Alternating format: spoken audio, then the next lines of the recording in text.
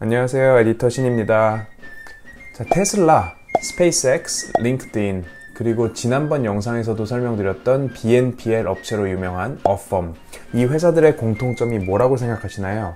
바로 이 모든 회사의 창업자들이 전자결제 업체인 페이팔 출신이라는 점입니다.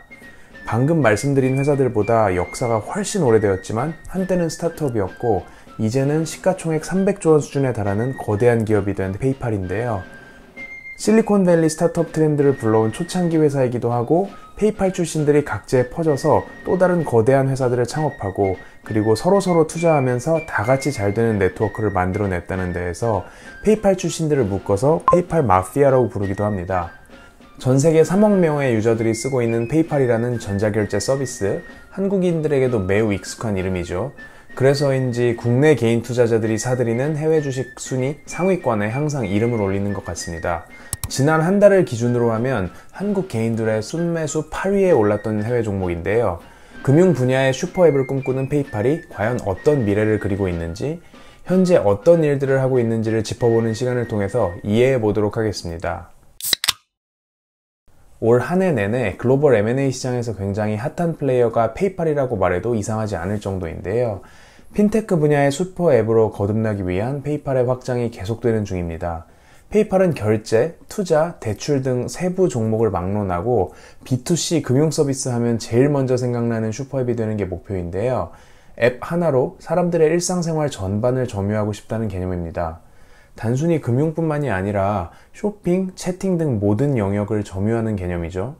중국의 알리페이나 동남아의 그랩과 같이 아시아에서는 슈퍼앱이라는 포지셔닝이 성공한 업체들이 존재합니다. 다만 미국에서는 이를 따라서 우버나 JP모건 같은 다양한 업체들이 슈퍼앱이 되기 위해서 노력을 했었는데 아직까지 뚜렷하게 성공한 회사는 없는 상황입니다.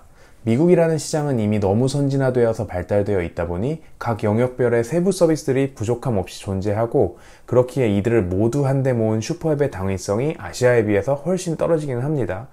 그래도 아무튼 슈퍼앱을 꿈꾸는 전 세계 모든 핀테크사들은 소비자 니즈를 한 가지 이상 꽉 잡고 나서 확장을 하는데요. 대부분 결제 분야를 잡고 시작한다는 공통점이 있습니다.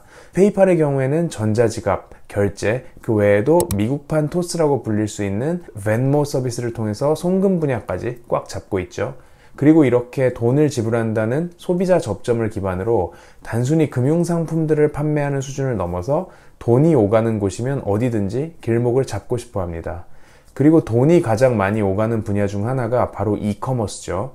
매분 매초마다 엄청난 양의 거래들이 발생하는 게 이커머스 시장이기도 하고요. 애초에 페이팔의 본업인 결제 서비스의 최대 고객들이 이커머스 회사들이기도 합니다. 일단 최근에는 지난번 영상에서도 말씀드린 BNPL 시장의 업체 중 하나인 페이디를 페이팔이 인수했습니다. 일본에서 활동하는 업체고요.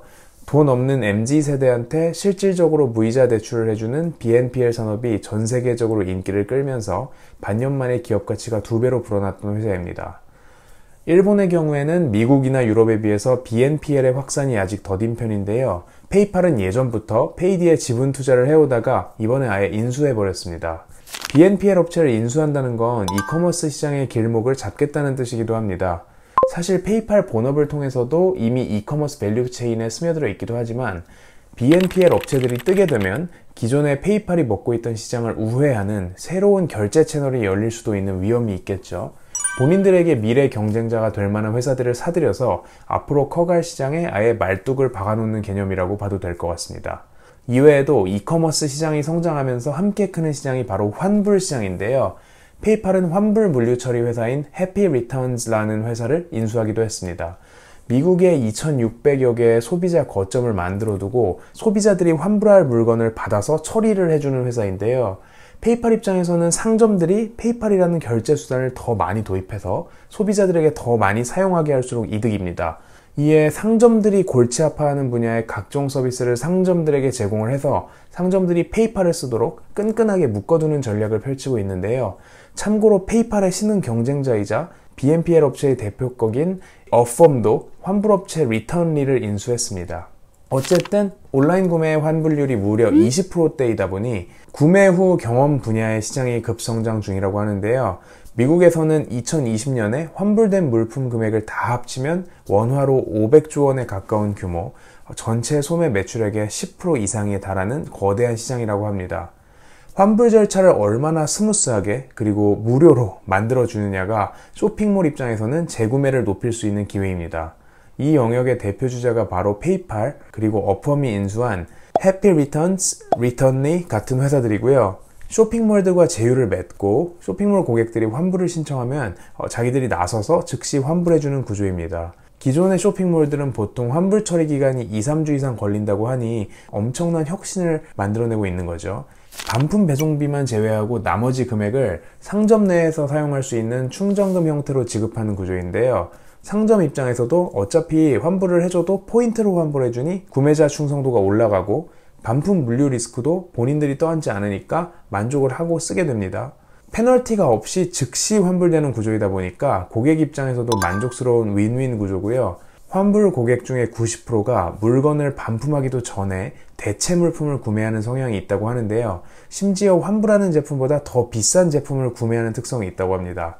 환불 물류 처리 회사들은 물류 리스크를 먼저 떠안는 대신에 이 과정에서 쇼핑몰들로부터 월별 서비스 사용료와 재구매에 대한 수수료를 받는 구조입니다. 그리고 10월에 뜬금포로 튀어나왔던 뉴스인 페이팔의 핀터레스트 인수설이 있었죠. 핀터레스트는 온라인상의 각종 이미지 파일을 저장하고 공유하는 SNS인데요. 팬데믹을 타고 방구석 SNS 사용이 늘면서 급성장했다가 경제 오프닝이 시작되면서 성장세에 살짝 힘이 빠진 상황이었죠. 핀터레스트는 SNS 회사에서 이커머스 회사로 진화하는 회사인데요. 일단 페이팔 대비 훨씬 많은 유저수, 그리고 충성도 높은 유저층을 확보한 서비스이기도 하고 SNS상으로 모아놓은 트래픽 위에 커머스 기능을 붙이는 국룰을 착실히 따라가는 회사입니다. 아무튼 페이팔이 인수를 검토하고 있다는 소식 이후에 페이팔 주가는 이틀 연속 급락했었습니다. 이후에 페이팔 측에서 안 사요, 안 사 하면서 마무리 짓긴 했으나 거론되었던 인수 금액이 45빌리언 US 달러, 50조 원 넘는 금액이죠. 만약 진행되었다면 페이팔 역사상 최대 규모의 인수가 될 뻔했는데요. 근데 그 돈을 주고 삼키는 게 과연 이득일지에 대해서 투자자들이 굉장히 회의적이었습니다. 이커머스 밸류체인 내에서 페이팔이 존재감을 키우는 건 좋은데 굳이 이커머스 업체 자체를 직접 사는 게 맞나 하는 의문이 컸던 것 같고요. 페이팔의 과거를 뒤돌아보면 예전에 이베이에 인수당해서 이베이의 자회사로 오랫동안 묶여 있었죠. 페이팔이 이베이 산하에 있었던 초반에는 이베이가 이커머스 대장주일 때였습니다. 아마존도 초창기 시절 때고요. 그러다 보니까 이베이에서 거래되는 압도적인 물량의 결제를 페이팔에 몰아주게 되면서 페이팔 결제 서비스 자체도 빠르게 크는 효과가 있었습니다. 그런데 그건 초창기 때 얘기고 시간이 지난 후에는 여타 이커머스 업체들이 성장을 하면서 이베이의 경쟁사들이 페이팔 도입을 꺼리는 모습을 보였었죠. 그러다 보니 한동안 기업가치 인정을 제대로 못 받았던 걱정스러운 기억이 있고요. 이후에 행동주의 투자자인 칼 아이칸이 이베이 투자자로 들어와서 페이팔을 분사시키라고 압박했었습니다. 결국 2014년 당시엔 이베이가 항복하고 분사를 시켰는데요. 지금 놓고 보면 페이팔 입장에선 신의 한 수였던 이베이와의 쪼개짐이었죠. 아무튼 이렇게 이커머스 업체와 직접 연관되어 있는 데에 대한 장단점이 있는데요. 시장에서는 페이팔의 이커머스 시장에 대한 진심을 이해하면서도 그에 대해 불안해하는 모습을 보였었던 것 같습니다. 어쨌든 페이팔은 이 인수권을 빠르게 철회했습니다. 전자결제업체 페이팔과 SNS 업체 핀터레스트 간의 연관성에 대해 얘기한 김에 빼놓고 넘어가기 아까운 기업이 있죠. 바로 얼마 전에 회사 이름을 메타로 변경한 페이스북입니다. 좀 생뚱맞게 들릴 수도 있지만 페이스북도 슈퍼앱이 되고 싶은 진심을 품어온 지 오래입니다. 페이스북은 페이스북과 인스타그램이라는 SNS 서비스 그리고 왓츠앱이라는 메신저를 통해 모아놓은 유저 트래픽을 바탕으로 그 위에 커머스 분야를 붙여왔죠. 작년에 페이스북 샵을 본격 론칭을 해서 페이스북 내에서 물건을 팔 수 있게 열어줬는데요.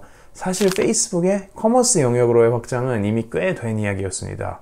광고 수입에만 의존해서 커왔는데 언제까지 광고 하나만 수익 모델로 믿고 갈 수는 없으니 수익원 다변화에 대한 고민이 이어졌겠죠. 기존의 페이스북 장터나 인스타그램 쇼핑 기능을 열어서 수동적인 광고판 형태로 운영을 하고 있었는데요. 이제는 페이스북 샵과 인스타그램 샵을 통해서 판매로까지 보다 적극적으로 이어지도록 하겠다는 의도를 보여주고 있죠. 단순히 외부 쇼핑몰 링크만 걸어주고 끝나는 게 아니라 페이스북, 인스타에 쉽게 상점 개설을 직접 할 수 있게 하고 페이스북 샵 내에서 직접 결제까지 가능한 기능도 부분적으로 도입한 상황입니다. 이외에도 페이스북은 직접 결제 인프라까지 만들고 싶어하는 욕심을 대놓고 보였었죠. 지금은 무산된 프로젝트지만 굉장히 거대한 프로젝트로 불렸던 리브라 프로젝트에서는 암호화폐를 활용해서 자신들만의 통화와 결제 네트워크를 만들려고 했을 정도입니다. 지금도 노비라는 디지털 지갑 서비스를 통해서 시범적으로 암호화폐 시장을 태핑하고 있는 중입니다. 자, 다시 페이팔로 넘어와서 페이팔은 심지어 라이센스가 필요한 전통 증권업에도 관심을 갖는 중인데요. 특히 주식거래 플랫폼으로 확장할 방법을 알아보는 중입니다.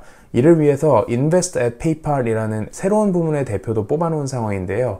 예전에 온라인 증권사를 창업했던 인재입니다. 일단은 직접 증권업 라이센스를 신청해서 받기보다는 기존 증권사들과 제휴하는 방식을 예상 중인데요.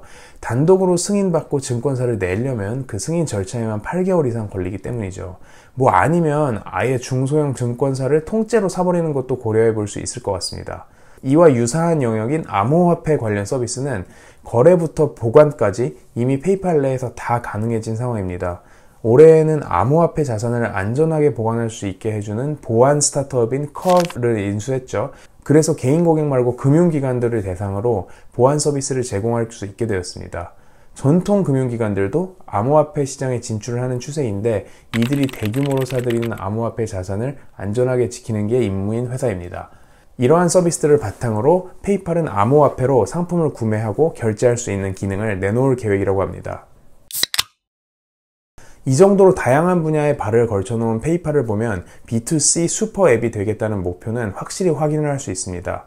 다만 핀테크 산업 내의 경쟁자들, 스퀘어나 소파이, 로빈후드 같은 회사들이 모두 슈퍼 앱이 되기 위한 공통의 목표로 달리는 중이기에 앞으로 치열한 경쟁이 예상됩니다.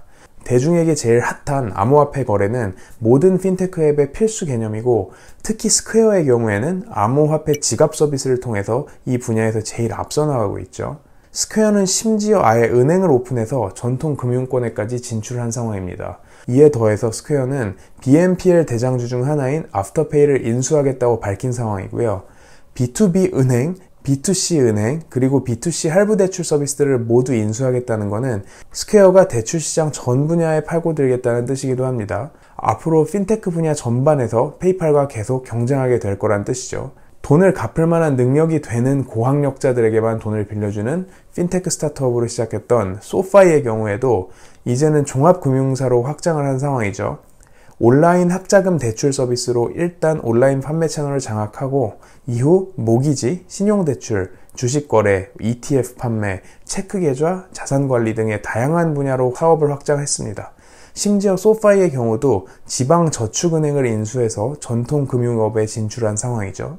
저 개인적으로는 모건스탠리 홍콩에서 일할 당시에 소파이에서 학자금 대출을 해준 것들을 한 대로 묶어서 ABS 형태로 발행하는 딜에 참여했었던 기억이 납니다. 소파이는 ABS 투자자들에게 기존 대출을 팔아버리고 그 돈으로 신규 대출을 다시 해주는 선순환 구조죠. 기초자산으로 쓰이는 대출들의 퀄리티가 높다 보니까 투자자들 사이에서도 여타 핀테크 업체들 대출을 대비해서 인기가 좀 더 있었던 기억이 납니다. 한국에서도 카카오페이가 드디어 상장을 했죠. 그리고 핀테크계 공룡인 토스의 경우에도 토스뱅크, 토스증권들의 자회사들을 운영을 하면서 전통금융권까지 영역을 확장해 나가고 있죠. 핀테크라는 단어의 시초기억인 페이팔, 이 페이팔의 성장 방식과 현재의 인수합병 행태를 살펴보다 보면 한국의 K-핀테크 회사들이 나아가야 할 방향에 대해서도 어느 정도 예측을 할 수 있지 않을까 생각하며 오늘 영상을 마무리하려고 합니다. 저는 또 다른 글로벌 금융경제 살코기로 다음 영상에서 다시 찾아오겠습니다. 안녕.